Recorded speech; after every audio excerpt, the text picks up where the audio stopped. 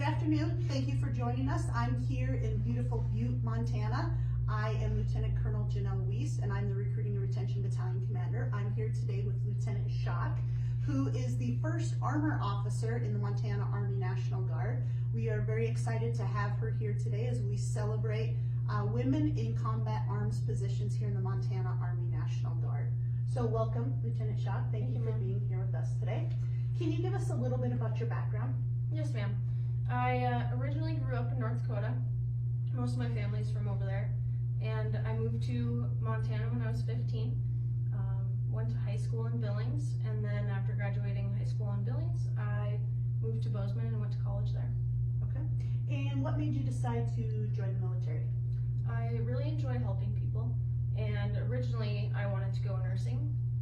I got derailed a little bit in college, and I decided to, change branches, but it's been a great experience.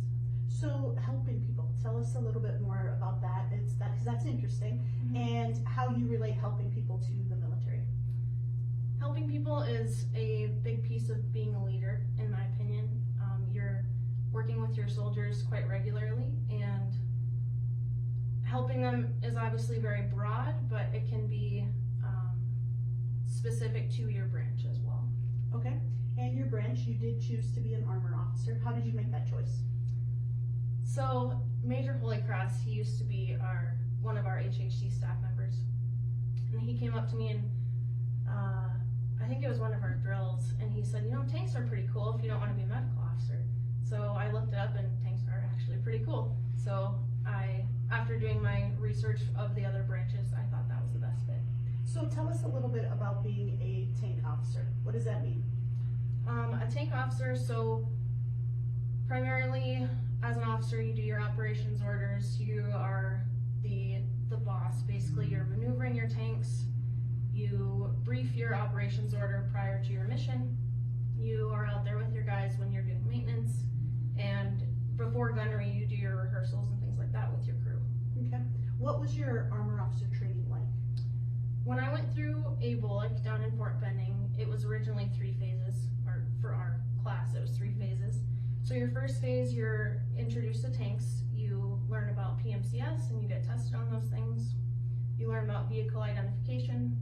Phase 2 is your operations orders. You learn every piece of the operations order, and you have to be very specific to learn everything for armor.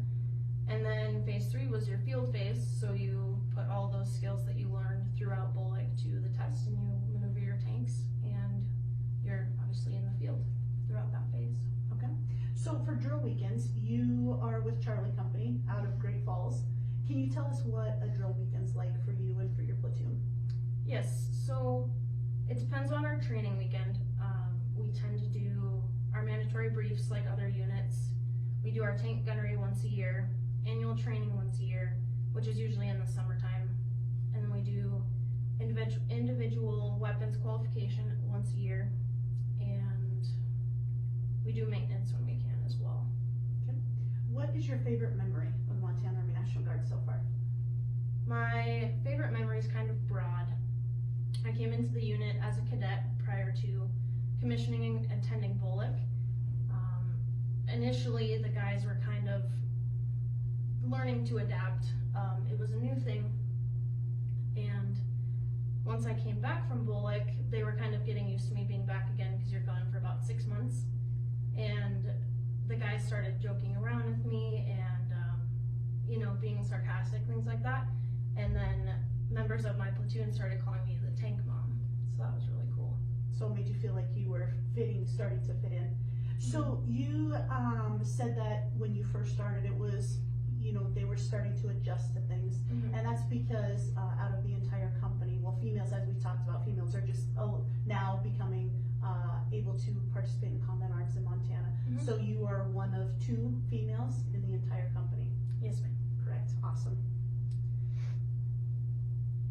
What does it mean for you to have women allowed to be in these combat arms roles now?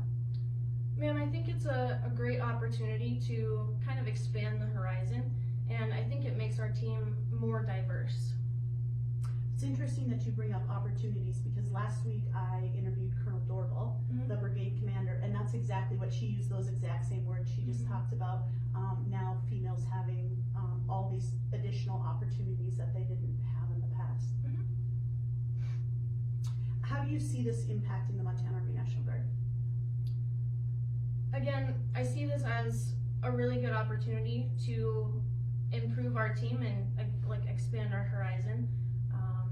I think it's good to have perspectives from all kinds of different angles, and I think that will be great for this team.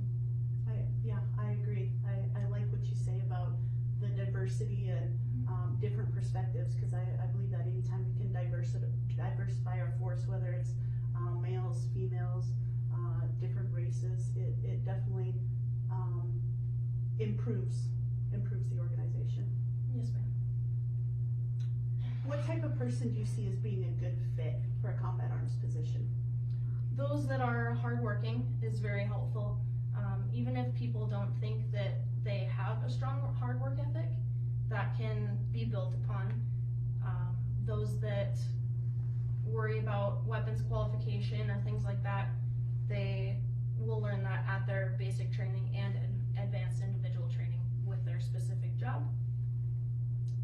Also, those that struggle with physical fitness or feel that they won't be, fit enough for service, that's also something that can be built upon.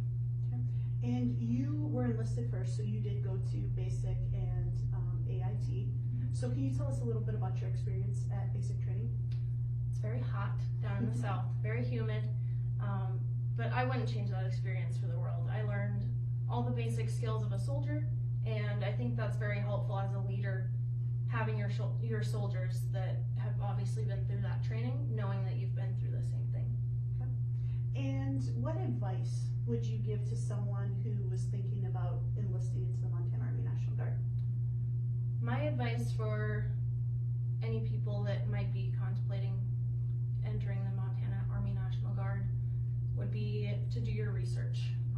Whatever job you may be thinking about, research is very helpful, and there's different skill sets that are usually listed with that specific job, and that can be very helpful in doing your research prior to kind of jumping into the job. Well, Lieutenant Schaack, thank you so much for joining us today.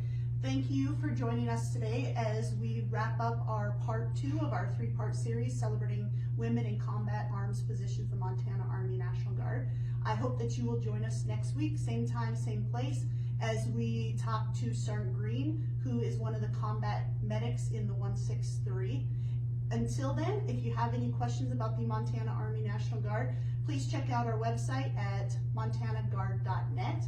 On there you'll find all the contact information for our recruiters. I would also encourage you to check out our social media pages. We have an event coming up August 8th in Helena. It's called the Be a Guardsman event, and it really gives people an opportunity to check out the Montana Army National Guard and see what it's like for a day to be a soldier.